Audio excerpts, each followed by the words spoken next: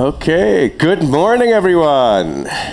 Good morning. I am very excited to be here together with the panelists, Jayee Koffey from BNY, Yossi Matias from Google Research, and Alan Flower from HCLTech, to talk about a subject that's so important for all of us. You know, we all talk about, especially here in Davos, all the potential around AI, all the things it can do, the limitless possibilities in which it will change our lives. But at the same time, we cannot sweep under the rug some challenges that come with it around being responsible. We've heard different types of concerns: privacy, security, bias, other ethical concerns. And so as we scale the deployment of this technology and find cool applications to change the world, we have to do so in a manner that is responsible. And for me, this is really interesting and important because, you know, working for a big public university, the University of California, we are always thinking about how we can deploy technology in order to serve our students' needs, right? It's not possible for us, like at the private universities, to always have all the human resources in order to really serve all the needs in the most efficient fashion. And so think about things like preparing our students for interviews, or even, yes, I dare say it, on the admissions side early on, but don't worry, we're not doing it yet. Can we use these technologies to help us? But we can only do so if it's so reliable and we're so confident that it's responsible that we're able to move forward. And so I'm really pleased that we'll have these different perspectives from HCL, from Google, and from BNY, because it really will allow us to get a more practical handle on these things rather than the abstract notions that we have. The format's going to be that we'll have a moderated discussion here, and then at the end, open up to one or two questions from you before we wrap things up. So thanks to everyone for being here. I'm really looking forward to it. So I asked the panelists to think about a few things in advance, but we'll make it organic as always. You know, Alan, I want to start with you a little bit on this question of you know, responsible AI and scaling AI responsibly, because that is a term or a phrase or a notion that means different things to different people. And so for each of you, I'd like to ask, what does it mean for you? So Alan, let me start with you, just because you have kind of the broadest perspective, working both on the lab side here at HCLTech, but also with numerous clients around the world, spanning different sectors as well. Get us started. Yeah, well, Saikat, thank you. Good morning, everyone. You know, my role at HCLTech and that of the labs fundamentally is to help the world's largest organizations build and deploy AI-enabled solutions that will hopefully transform their business, right? So when I think about what responsible AI really means to us and our customers, of all of the constituent kind of variables within that kind of responsible AI package, I think fundamentally it comes down to trustworthiness. That for me is the most important thing, and for our client.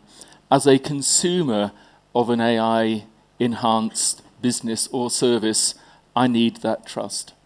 As a provider of that service, I need trust that that solution is going to enhance my business, keep me out of trouble.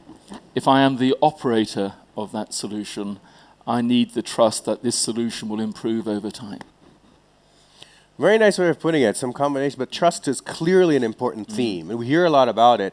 We'll talk about how to operationalize trust, because that's really where I think some of the challenge will be. Yossi, from your point of view, you work in a number of domains as well, spanning healthcare, climate, education, and many others. I presume you have a point of view on this. Yes. So my role is I'm head of Google Research, and the mandate of Google Research is really to look into all the transformative technologies that could make a difference on everything: products, business, and many other societal and planetary things, I would say, on people. Now, when we talk about responsibility or responsible AI, obviously there are multiple aspects. First, it's about how to build AI in the right way.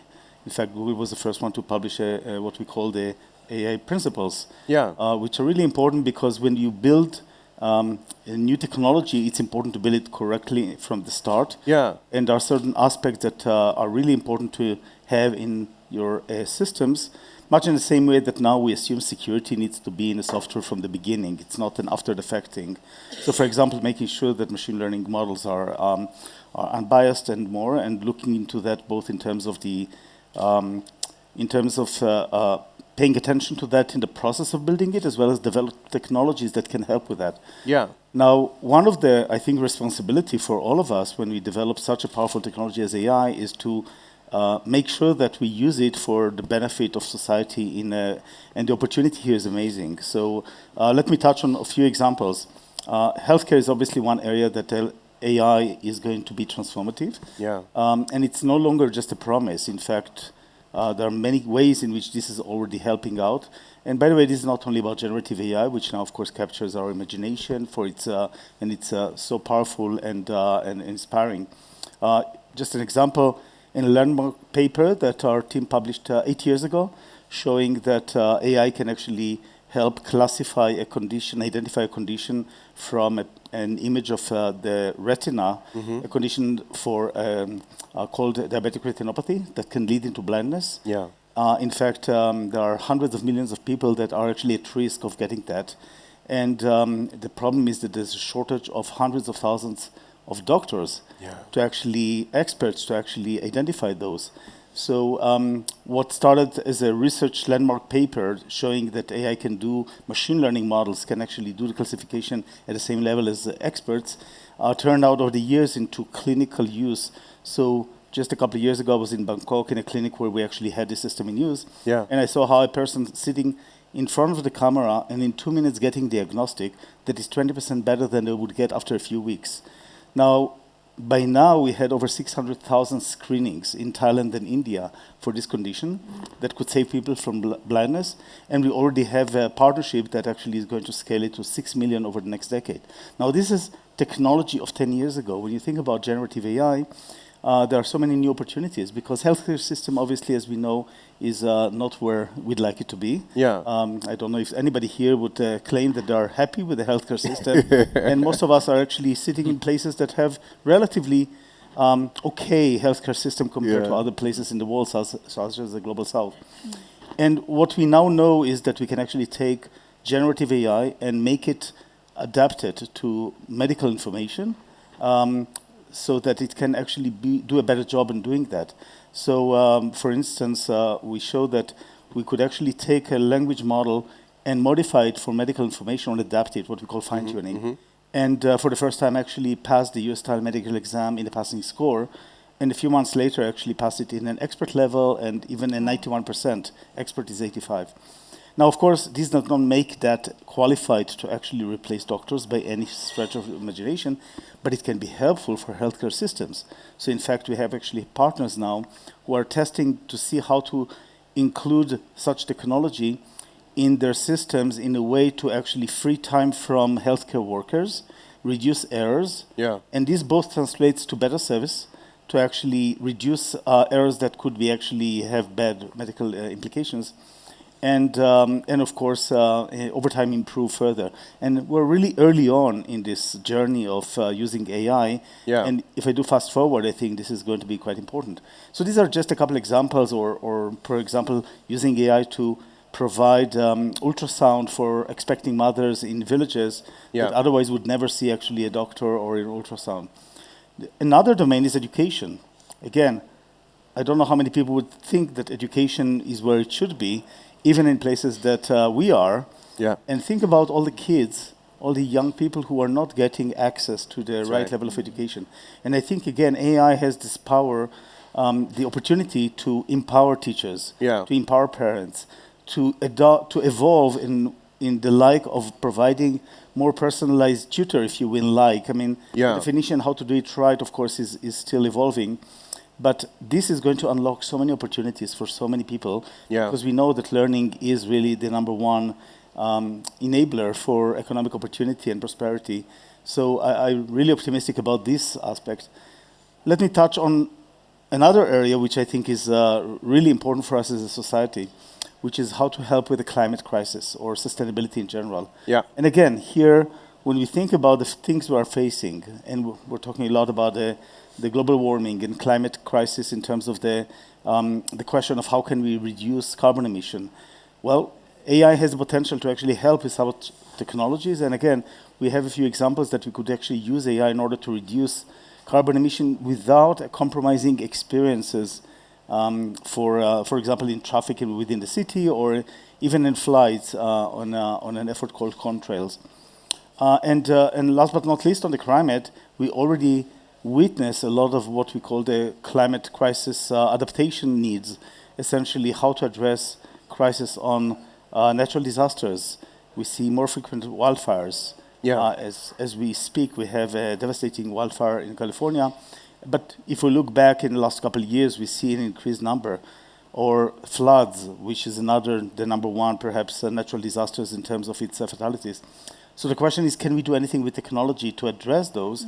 And what we've seen is that, and again, this is already in deployment. The notion, let me touch on floods, which is something that we pay a lot of attention to. Turns out that what seemed to be an impossible problem to address, which is how to accurately, in a confident way, predict floods so that people can take action and evacuate in time. This seems to be a notoriously difficult problem. But with AI, we could actually advance the science. We published a paper in Nature, actually, which talks about a global hydrologic model that learns from the entire world and then apply it. Now we provide prediction up to 7 days in advance in over 100 countries, covering 700 million people. And again, this is just from the last few years. In the pace in which technology goes forward, obviously there are going to be more. Last but not least, when we talk about generative AI, we know that it's still nascent technology. I think you mentioned trust, which is so important. And as we know, one barrier for trust is the fact that generative AI is also having hallucinations. This is great, of course, for creativity, even perhaps for scientific discovery. You know, sometimes you need to hallucinate a little bit in order to then exactly you think of something that nobody thought about. It's not great when you really want to rely on that, of course, for whatever you do, and that's actually again an area that I think we need to do. We are doing better in terms of improving factuality, improving grounding. We have research actually showing techniques of how to do it. Recently published a leaderboard called Actually, hold off on that for a second. I want to ask in a minute about that because I'm interested in technological solutions. But lots of great examples there across a set of domains on you deploying this responsibly, and then I'll come back to this. Jay, from your point of view, I mean, finance is another area where trust is absolutely critical. And being responsible is really important, and getting it right also matters. What does your experience say? What is your vision of responsible AI? Right. So at BNY, we have the privilege and therefore the responsibility of looking after in one shape or form or the other over $50 trillion of assets for clients all around the world. Who are those clients? They are pension funds. They are insurance companies, the largest banks, the largest asset managers who also look after money on behalf of retirees, millions and millions of retirees in the US, but then all around the world. So an immense sense of responsibility. We've been around for 241 years at this point, and so have gone through, I think, many, albeit nothing quite like AI, but many iterations or many advancements in capital markets and technology. And through all of that, there are a couple of, I think, foundational elements now that are very much rooted within all corners of BNY, which I think are relevant, very much relevant for AI, which is that, risk management, we have a bit of a saying within BNY, it's everyone's business, right? It is not sort of a step that you can layer in, halfway through or, 3/4 of the way through a decisioning process or workflow or sort of a product development process. And therefore, we think of responsible AI, sort of responsibility, adoption, imagination. Those are all elements of the same molecule. You can't really separate responsible AI out of any of the other aspects of, AI adoption, and that to us is foundational. So what does that mean? How do I just translate that? So for us, one of our primary focus areas for the time being is how do we make AI understandable and relatable and usable by as many of our employees as we possibly can. And what we mean by that is that we've done a few things. One is we actually created an internal AI platform called Eliza, who was the the wife of our founder, Alexander Hamilton. And we sort of also did that on purpose, right? With a sort of a huge nod to our heritage, but also to make AI as personal and as relatable and as actually as human as we possibly can. Thank you. Is this better? So with Eliza, we now have actually a significant amount of our employees, and most of them actually are non-engineers, which is very exciting to us. To actually now be able to, not only experiment, but really to be able to integrate the power of AI into their day-to-day working lives, and really be able to actually see how AI can uplift their own professional engagement, their professional productivity and potential. AI at BNY is not something that is done to them or sort of something, ominous that's coming. It is hey, how can we run towards, AI in a controlled fashion and responsible fashion? And by the way, because, Eliza is a pretty well-controlled environment, we're able to have well-controlled, well-governed data. That's super important. The inputs and outputs have gone through model validation. That's also very important. All users of Eliza have gone through a multiple-step AI training program that we developed internally as well. That's very important. And so, Eliza, in a way, is the embodiment of our responsible AI principles, which we've shared externally as well. And so, look, we're at the very beginning, in a way, of the journey, but we're pretty enthusiastic about the foundational aspects that we have been building in to AI adoption, AI engagement from the get-go. So back to your question, responsible AI infused into every step of the AI process within BNY. I love this. I mean, what's common across all of you is that responsible AI in part means I actually help solve big problems for humanity, right? I think that's the key facet. And then dealing with the problems that come with all that, I hear really interestingly different types of approaches, right? I mean, one's sort of an organizational approach process-wise, and then Yossi will get in a minute to what are some technical solutions. Alan, I want to come back to you because you had also talked about trust and building these things in. All of you, interestingly, are not thinking about this as a trade-off. For some people, all of this is a trade-off. Okay, either it's like I let innovation prosper at the expense of responsibility, or I somehow impede innovation, but have more of that responsibility. But that's actually not the take you guys take, which is very heartening for me to hear. Alan, from your vantage point, how do people operationalize this responsibility? How do you build it in so that you can get that trust and then you can have solutions that embody all of these principles? I think there are two aspects to that in terms of how do we sort of build these systems and deploy them and, of course, deliver trust at the same time, of course. Saikat, I mean, one topic I'm sure we'll touch on is around how do we actually train and enable people to use these systems in an appropriate way. But you also touched on the word of kind of operationability, right? And wherever we look, right, we see the world's largest enterprises have perhaps reached a tipping point. That tipping point for us maybe came 9 months ago when a lot of our clients were saying to us, we're through with experimentation, right? We've got sufficient levels of confidence in the technology.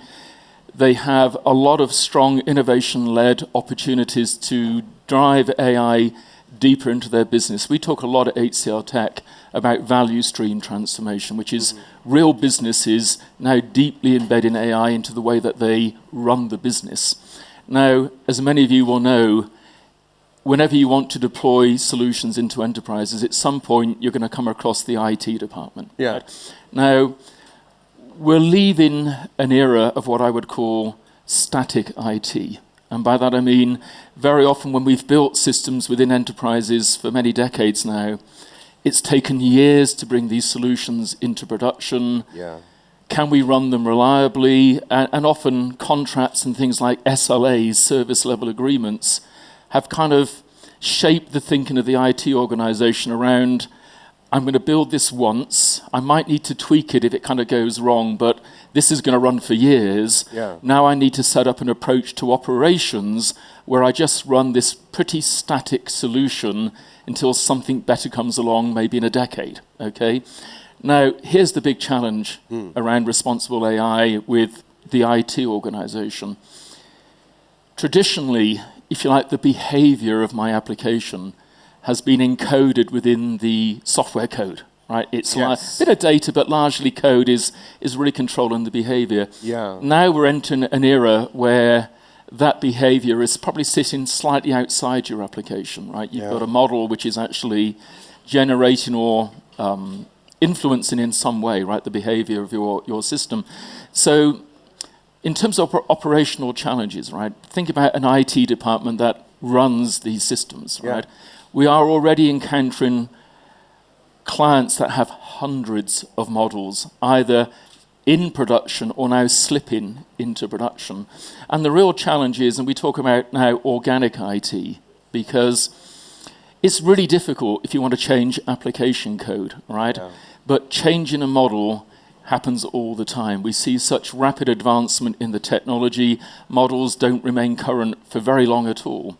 So the real challenge is the behavior of that model implicitly has an impact on your business. Maybe there's an application out there in your company that is generating emails that are sent to customers. Let's say someone comes along with a better version of a model that you're using, you implement that model, doesn't take long, and then, difficult to detect. Maybe the tone of emails changes very slightly. Maybe someone like me takes offense and, I think, well, why are you treating me this way, right? Yeah. Now, the person operating that platform has got no visibility of that. So we need to connect the people that operate these systems more closely with what I would call the customer experience. And don't forget that many of these early systems are being deployed at the front line, servicing the customer.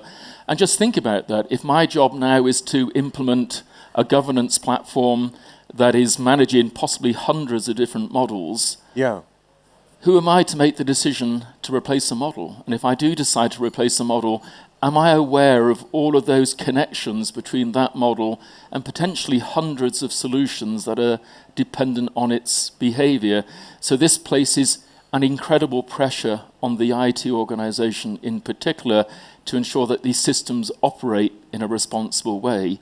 So trust effectively could be broken very easily by someone inadvertently thinking they were improving a system, but because of an unknown behavior or bias within a model, it could have a knock-on effect that would be hugely expensive. So this is important because that interface between technology and human becomes really critical that we talked about. Yossi, I want to come back to you because I had cut you off earlier because I wanted to treat this this hallucination problem because everybody talks about it, right? And you were mentioning how it's getting better and better, right? Is this a pure technology problem? Is this partly a human problem? How do we tackle these things, right? And do you think it's going to remain an issue?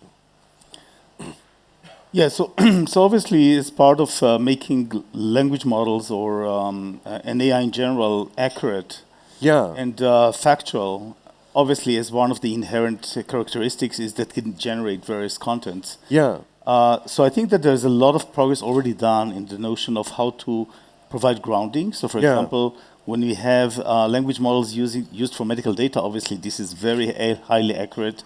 And it's already geared toward trusted sources rather than going in the wild. So obviously you wouldn't want to base your medical information out of people's writing, what people write in social media, on the internet, right? That would not be a good idea, right? Yeah. On the other hand, you know what our trusted sources are.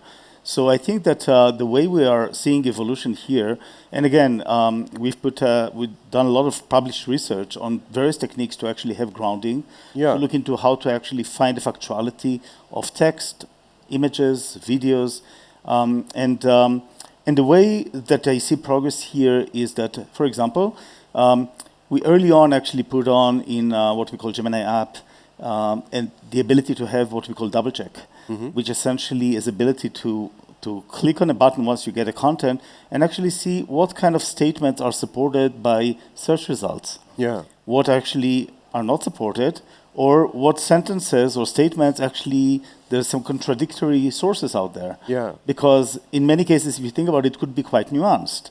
Not all statements are necessarily agreed by everyone. So how to get this nuanced situation that we do expect when we speak to people to actually be reflected and in a way that you can trust what is there. Yeah. Now, we made quite a bit of progress on these various stuff. I think a key here is the ability to evaluate what you're doing. Yeah. So actually going even to the examples of trust, I think that setting up your metrics of how do you evaluate things is a key. Yeah. And once you have that, you want to measure against that. So to that end, we recently published a leaderboard called Facts, which essentially provides a benchmark of how to evaluate your language model. Yeah. And then how to measure that. And we've done good progress on that, and I do envision that we are going to make substantial progress looking forward. Keeping in mind that it's not going to be perfect, but importantly, it's going to address the most important aspect. And also another aspect of that, as you pointed out, is a question of the user interaction thing. Yeah. Is for us to learn how to trust it. Yeah. Think about search. Search is something that we're using all the time. Yeah. Search is, by definition, addresses knowledge, which is global. It also includes bringing results which are on topics that sometimes there's more than one answer.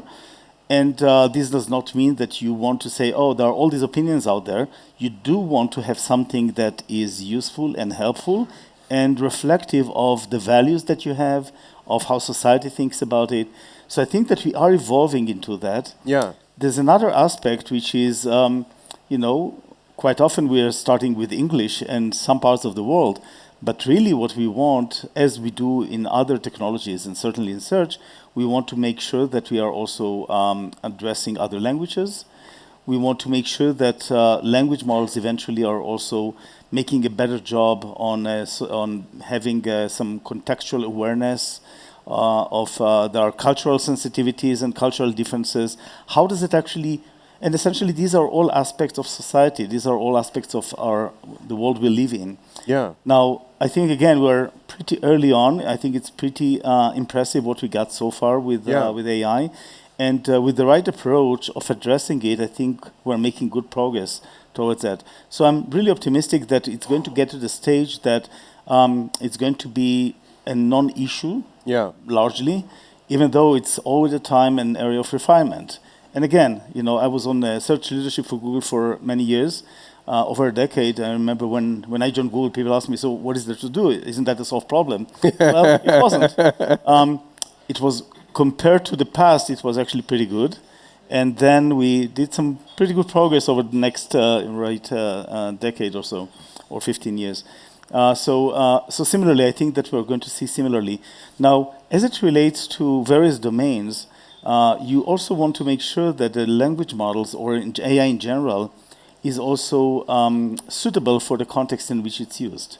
Right. For example, if you use it in context of education, of learning, what does it mean? If you use it in the context of an enterprise data, you want to actually make sure that first and foremost it's relying on the enterprise corpuses and data. You don't really want necessarily the models to only rely on what's out there, as you would from a worker.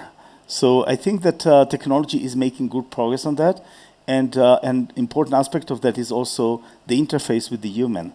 How to make sure human remains the central aspect of every interaction with AI. Yeah. The way I think about it is the role of AI is to empower people, to empower society, to empower humanities. I think it's by far the most powerful technology that we've had to date, and a way to empower people and society.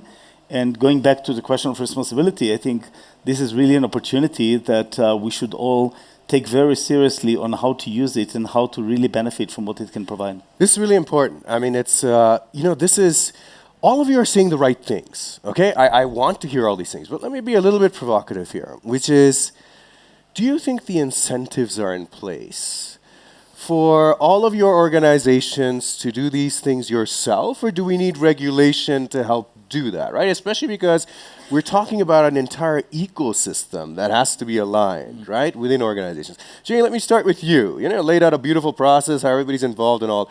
Are the incentives in place to do all these things? Well, let's start with BNY, right? So, the word trust has come up a number of times. Well, even before you get to trust, because trust is something that's earned. Yeah.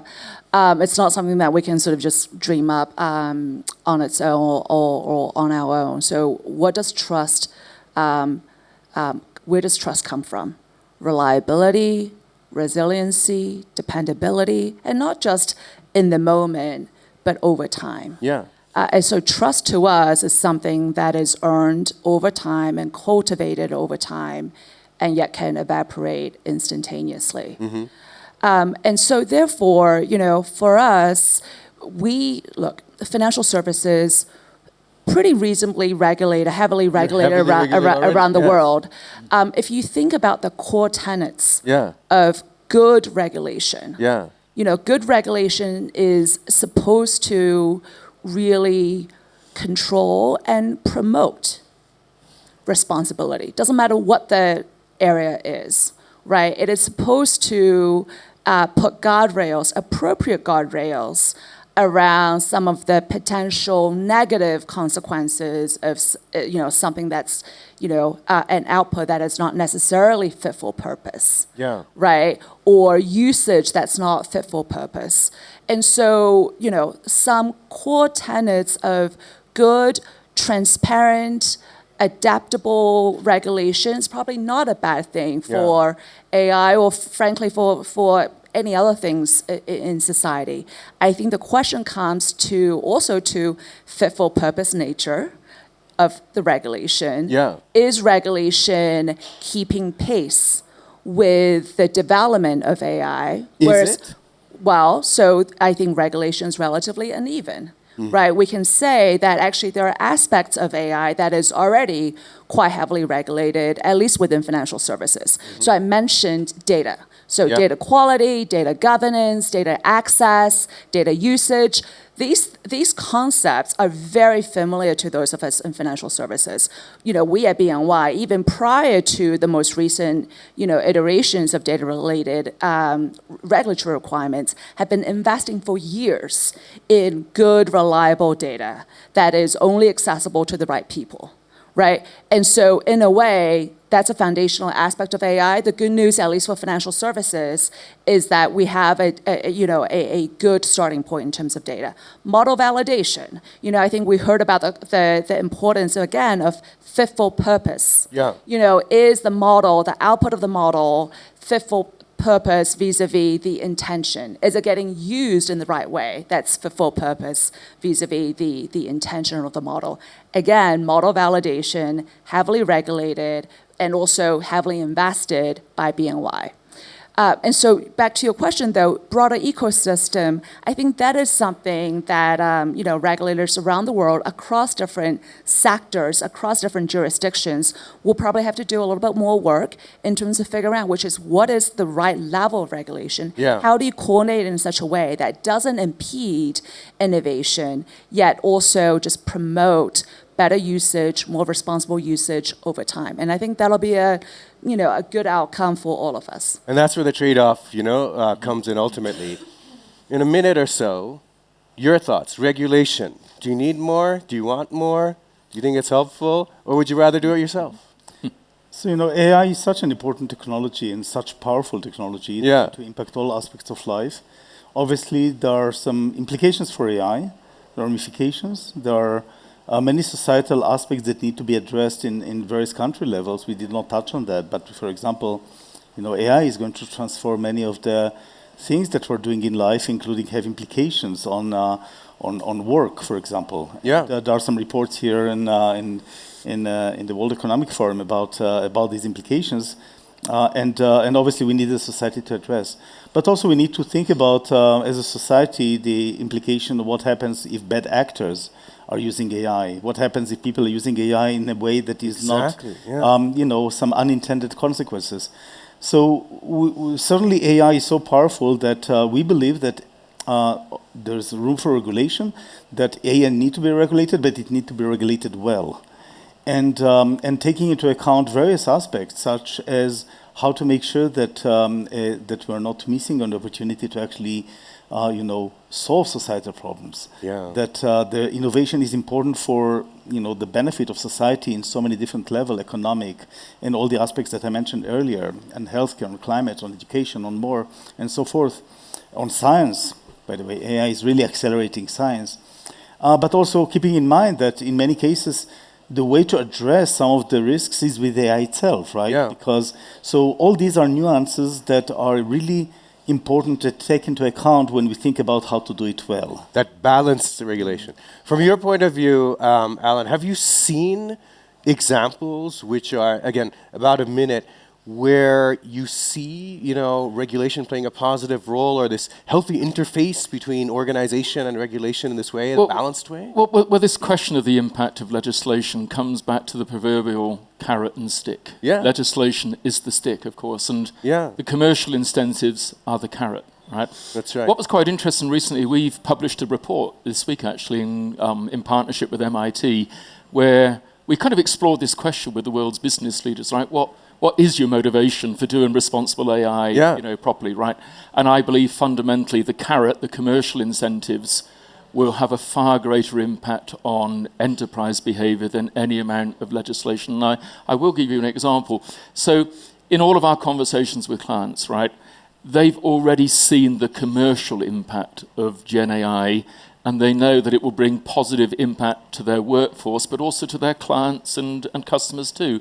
So they're not going to jeopardize that benefit. Believe me, they're not going to jeopardize that. And the example, Jay and I were speaking about this earlier, I met a financial startup yesterday, a 6-person company.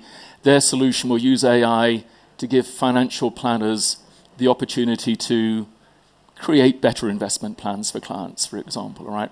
And this individual said to me, he said, I cannot grow my company now without building relationships with large financial institutions, right? In his case, he was mentioning a bank here in Europe, and he was overwhelmed with the amount of, let me call it, documentation that had come in from his potential, partner, certain ISO certifications, all the usual stuff. But now, larger financial enterprises like BNY, for example, are going to be really concerned about what I would call their AI or digital supply chain. Okay, so if you're trying to partner with one of these more established enterprises, you're going to have to meet their commercial criteria, right? And I think that is probably far more impactful than too many concerns about legislation.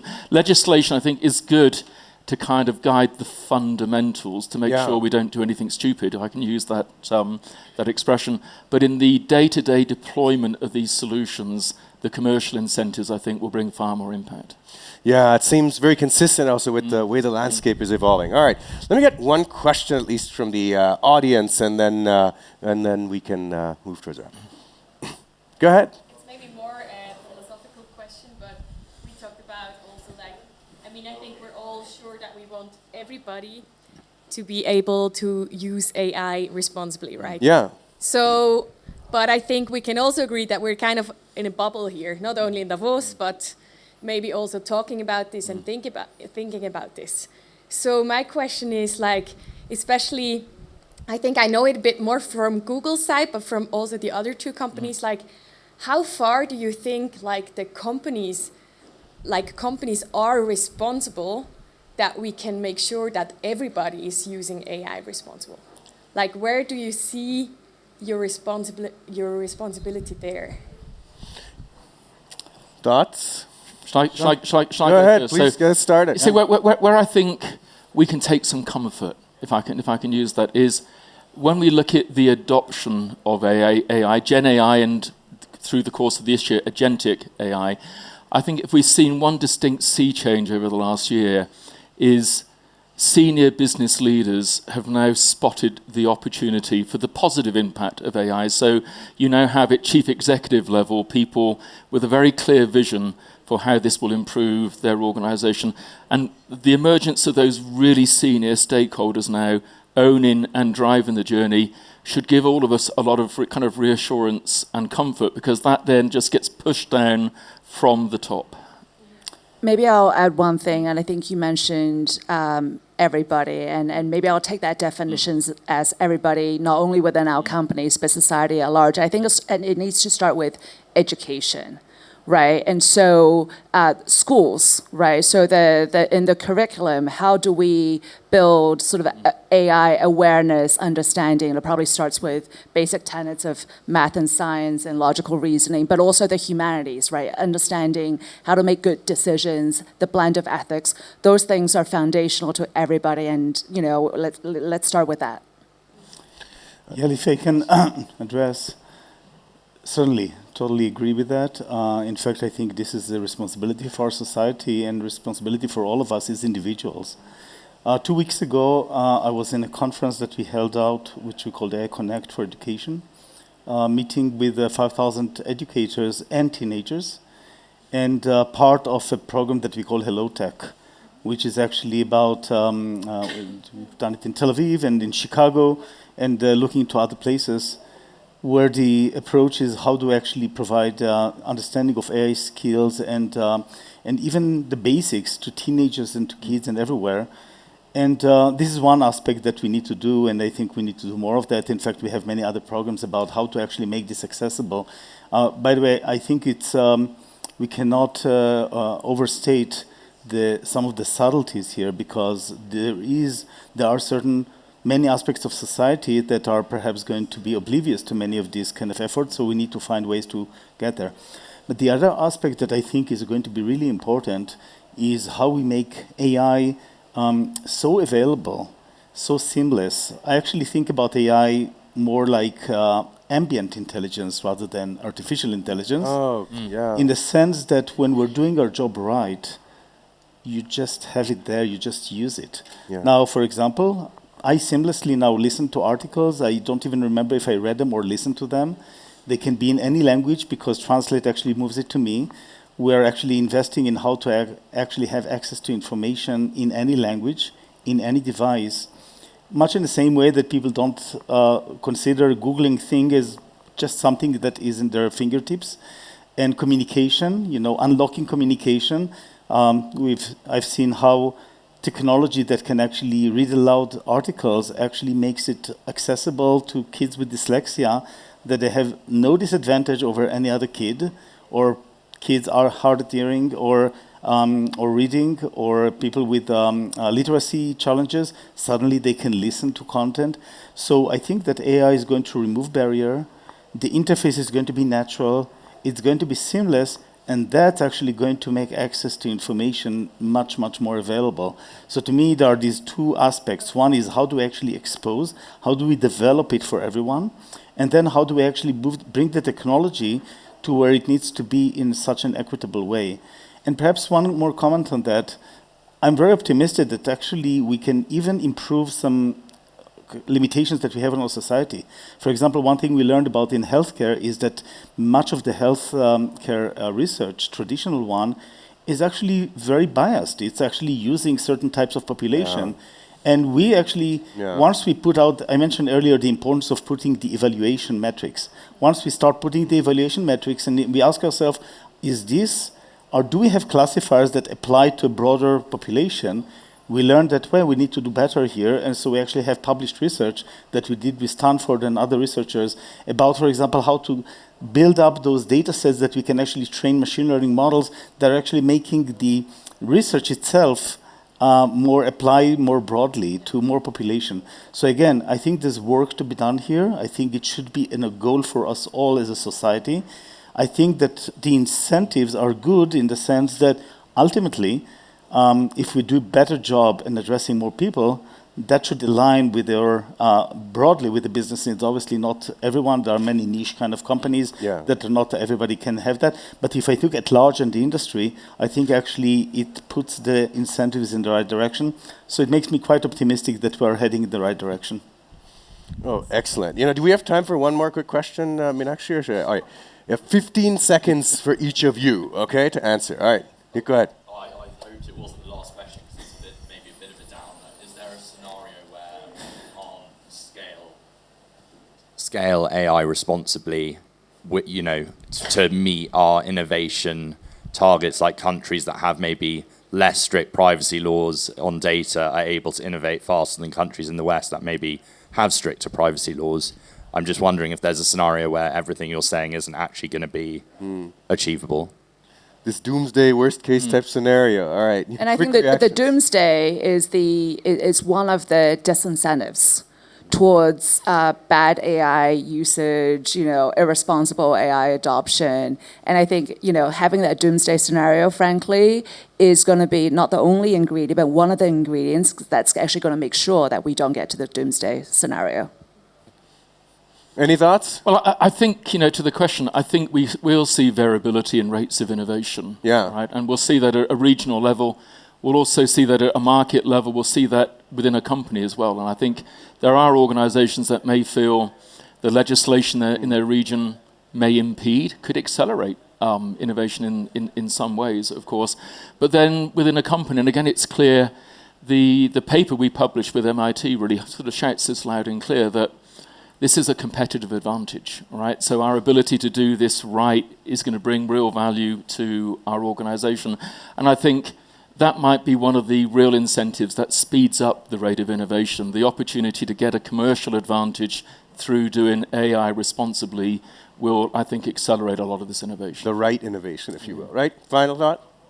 Yeah, I think that one reason why it's important to have these conversations here and elsewhere is to have a good realization of the immense opportunity that we have for AI, for technology, for innovation, by the way, of partnership, for working together across industries and governments and organizations. And it's a step function in terms of the positive impact that it can have. And of course, at the same time, to understand what can be done and should be done. So these conversations are important, and I think it's a responsibility for all of us to make sure that we're not missing the opportunity to unlock these opportunities. Yeah. What a fascinating and rich and really thoughtful conversation. Before we thank our panelists, I always do some takeaways. I mean, I learned a lot. For me, the most important part is I moved from concern to reassurance. And I think that for me, psychologically is very important. That's the message I want to send to everybody as well. I think this idea of trust, the good news these days is because reputation is so important, that is probably the biggest incentive to do the right thing and disincentive not to, right? And there will be bad actors inevitably, but they'll be crowded out, I hope, by all this other stuff in a very positive way. I also think that it's fascinating. We often turn to technology to be the solution. That's part of it.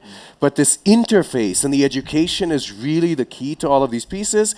Regulation, of course, has a role to play, but it's this delicate role. You can't be extreme like the Europeans and prevent any innovation, or like the Americans historically, where it's just a free-for-all. It does need to be something that is balanced. Why? Because for the first time, we're facing something that's universally affecting us. The good thing is we're all in it. We're all using it. So we have a role to play in being responsible as well. And that, to me, is fascinating. It's not just collaboration within industries, across industries, but amongst humanity itself. Thank you very much to all of our panelists. Thank you very much.